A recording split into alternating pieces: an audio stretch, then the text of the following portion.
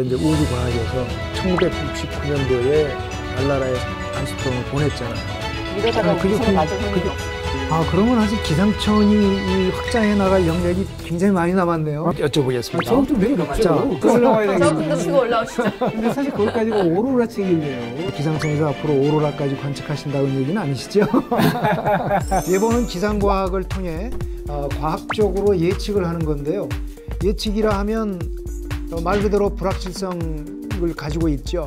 그러면 모든 과학이 불완전한 걸까요?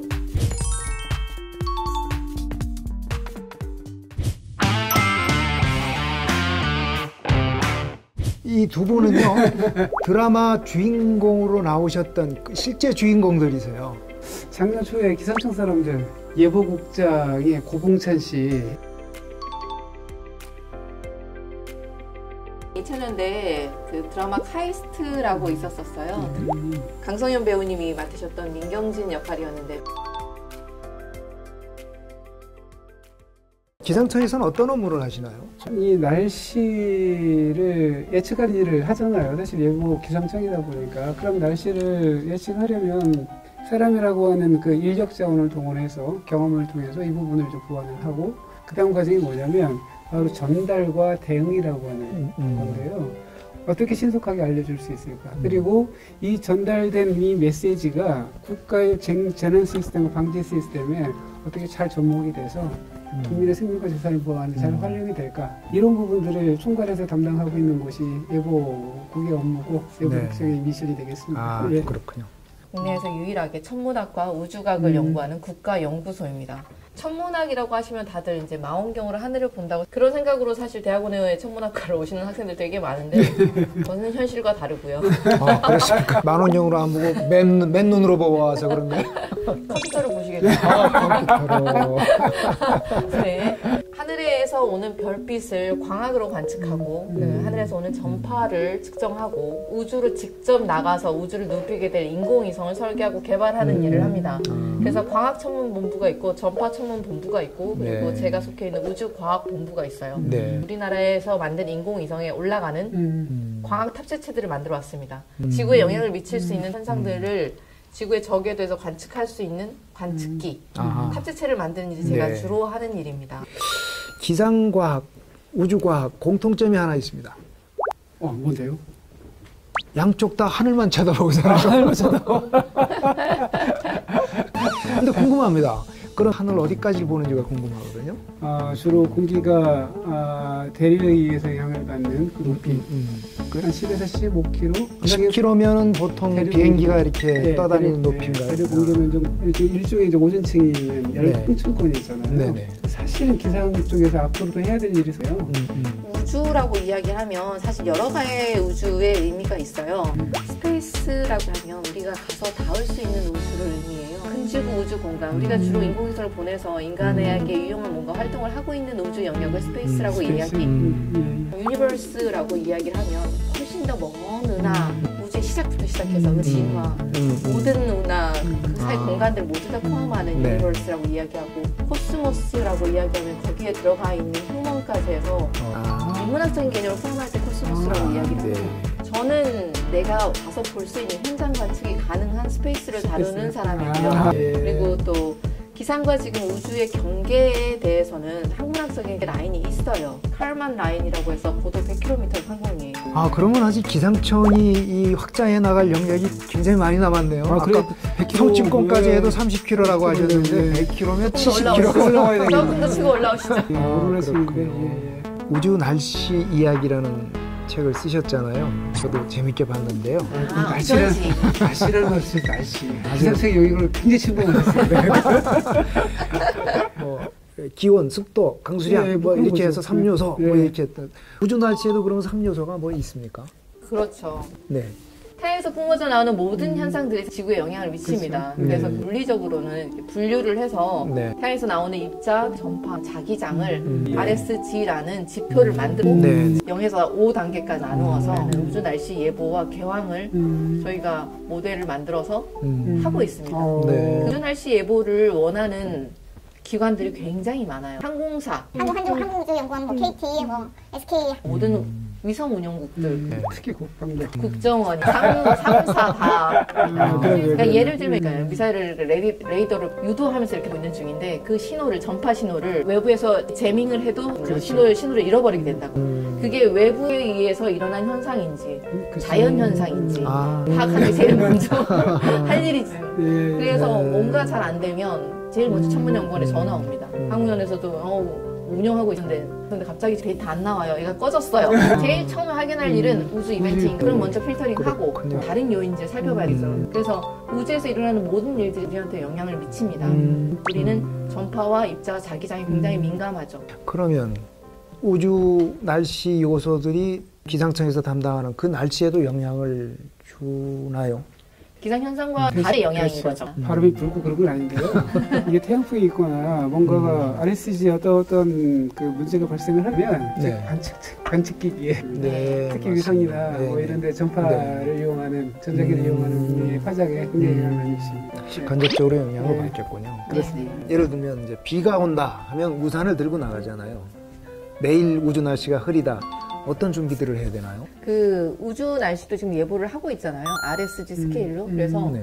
3단계 이상이면 이제 주의보입니다. 인공위성 같은 경우에는 새로운 우주 방사선, 라디오 전파나 지자기 폭풍 같은 게 올 거란 뜻이거든요. 그런 네. 이벤트가 있을 거라고 예상되기 전날이나 그 직전에는 위성을 세이프 모드로 움직입니다. 안전 모드로. 그러니까 생명 유지를 위해서 전원 켜는 거 빼고 다 끄고 대기하는 거예요. 이벤트가 지나가기를 기다리는 네, 거죠. 은폐하고. 그러면 로켓 발사할 때도 필요해요. 이전 나로나 누리호가 이렇게 올라가지 않습니까? 네네. 올라가다 한 100km까지는 기상청장의 역할이지만 100km 이상부터는 이제 한국천문연구원이 관할을 해가지고 이제 우주에서 무슨 일이 생기는지 제가 우주 날씨 예보를 해드려야 돼. 아, 네. 그때 제일 중요한 거는 S지수예요. 네. 양성자 입자가 하나하나는 부품 하나에 직접적인 타격을 일으킵니다. 로켓이나 인공위성 100kg짜리에 한 10,000개 정도의 전자 부품이 들어가요. 그 부품들이 반도체들이 사실 그 양성자와 전자에 치명적입니다. 아, 그렇죠. 네, 그래서 그 입자들이 더 많이 들어오니 적게 들어오는지 예보 굉장히 중요해요. 아, 네. 그 날짜까지 점지를 받으셔야 돼요. 아, 네. 급히 반성 모드로. 아닙니다. 잘하고 계셨었어요. 나로호, 누리호. 그냥 발사된 줄 알았어요. 계속 취재를 하면서 우주 날씨 그때 취재를 안 했군요. 제가. 지상 날씨만 열심히 날씨만. 네, 우리도 제가 계속 했네. 취재를 했었거든요. 기상 날씨 물론 중요하죠. 비 오지 않고 바람 안 부는 것도 중요하고. 천둥번개 안 치고. 네. 그럼 우주 날씨는 어딜 봐야 알 수 있나요? 저를 보시면 돼요. 날씨는 기상청 홈페이지를 들어간다든가 아, 네네. 아니면 날씨 앱을 본다든가 또 9시 뉴스에서도 해주고 근데 네네. 우주 날씨를 9시 뉴스에서 아직 안 해주니 안 해주죠. 네. 특수한 정보이기 때문에. 네. 우리가 알려면 일반 민간인들이 네네네. 알려면 알 수 있는 방법이 없나요? 알 수 있는 방법이 많이 있습니다. 기상청에 국가기상위성센터에 우주기상 서비스를 지금 하고 있습니다. 거기에 지금 돌아오고 있는 모델이 제가 개발해서 납품한 모델이에요. 아, 그래요? 네. 기상청이 제가 납품을. 그리고 네, 제주도에 있는 우주전파센터에서 RSG 예보를 하고 있는 것으로 알고 있습니다. 맞습니다. 네. 30년 출입했는데 그걸 모르고 있을까? 아니, 다 하실 수는 없죠. 네. 기상청을 출입하셔서 그렇습니다. 기후위기도 있고요. 외계인들이 나타났다고 가정을 하고 지구가 이제 멸망 직전에 있습니다. 그래서 타임캡슐을 넣어두려고 해요. 후대 인류를 위해서. 예. 그래서 직업을 골라야 하는데 네. 한 자리밖에 안 남았습니다. 아, 어렵네요. 저는 항상 이제 예보를 하면서 우리가 과학적인 상식이라고는 하지만 과학이라고 하는 것은 어떤 사실을 발견해내서 그 사실대로 그대로 설명하는 그 일종의 학문이잖아요. 그러다 보니까 우리 관측할 때마다 어떤 현상이 나타날 때마다 내가 느끼는 건 절대로 같은 현상이 비슷하지만 똑같은 현상이 반복되지는 않는다. 그리고 항상 변화가 무쌍하다라고 하는 그런 생각이라서 만약에 하나만 남긴다고 하면 그래서 타임캡슐에 네.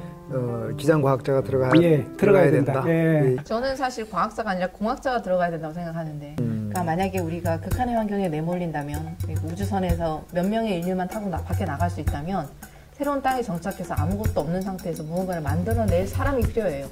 공학자가 필요합니다. 뭘 만들어 본 사람. 제가 가는 게 나을 것 같습니다. 관측을 하셔서 네. 예보를 하려고 이제 관측을 하셨잖아요. 예. 잘 맞추세요.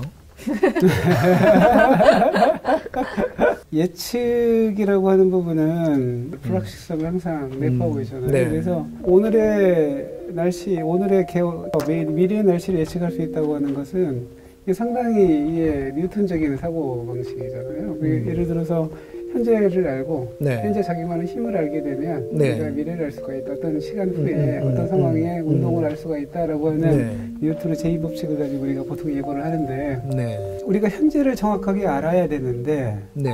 현재를 정확하게 아는 것도 한계가 있고요. 아까 그 어렵게 막 관측을 하셨는데. 그래도 모르죠. 아, 그렇습니까? 왜 그러냐면 네. 첫 번째도 잘 몰라요. 이게 사실 현재 상황을 정확하게 파악하기도 어렵고, 두 번째는 이 상황을 기술할 수 있는 일종의 우리 방정식계도 불완전하고, 이 방정식계가 가지고 있는 또 이제 속성이 비선형적인 방정식계를 갖고 있고, 우리가 선형적인 어떤 결과로 나오는 것과 비슷한 그런 정도는 예측이 돼요. 저희가 이 정도를 놓고 보면 하루는 한 90%, 그 다음에는 뭐 85, 그다음에 80 이런 식으로 이제 가면 갈수록 정확하게 우리 관측되는 것이 아니기 때문에 그래서 이 부분은 좀 한계가 있는데. 자, 그러면 내일 날씨는 한 90%. 그럼 우주 쪽은 어떠신가요? 예, 저희는 아직 뭐 예측 정확도나 뭐 이런 거를 논할 수준이 아닙니다, 사실. 그 예측 모델이 정확하려면 데이터가 많아야 하는 거거든요. 근데 이제 지상에 깔려져 있는 관측기 숫자와 우주에 올라간 위성의 숫자는 차원이 다른 얘기고, 네. 그리고 또 포함해야 되는 영역의 범위가 지금 공간의 스케일이 너무나 다릅니다. 아, 네. 하여튼 이 관측이 어려워요. 사실 관측은 목적이 뚜렷해야 되고 그 데이터에 대한 이 일종의 퀄리티도 확보가 돼야 되고 대표성도 있어야 되고. 인상적인 게 내일도 정답을 모른다. 이거 몰라요. 사실 그렇죠. 문제를 내면 네. 정답이 있어서 열심히 하면 이 정답에 가깝게 맞추는 거. 이게 네. 시험 문제인데 우리는 매일 시험을 내지만 시험을 낼 때마다 정답지가 없어요. 그 내일 가봐야 오늘의 정답이 내일 나오는 거예요. 우리는 이제 단순하게 내일 비 온다 안 온다 이것만 정답으로 하는데 그게 아니고. 예. 우주 날씨 왜 우리가 알아야죠, 근데?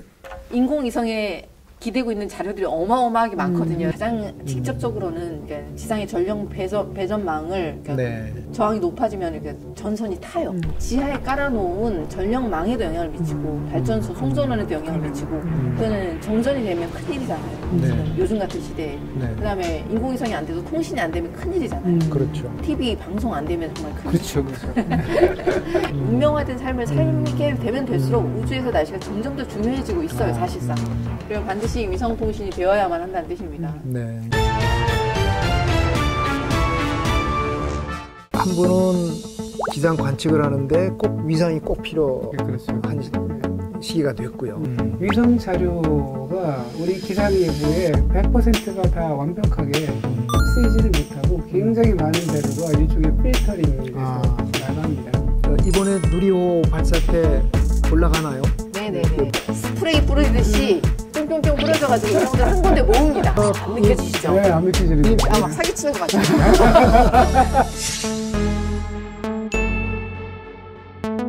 기상청과 한국과학기자협회가 함께하는 기상청 옆집 과학자들 구독과 좋아요.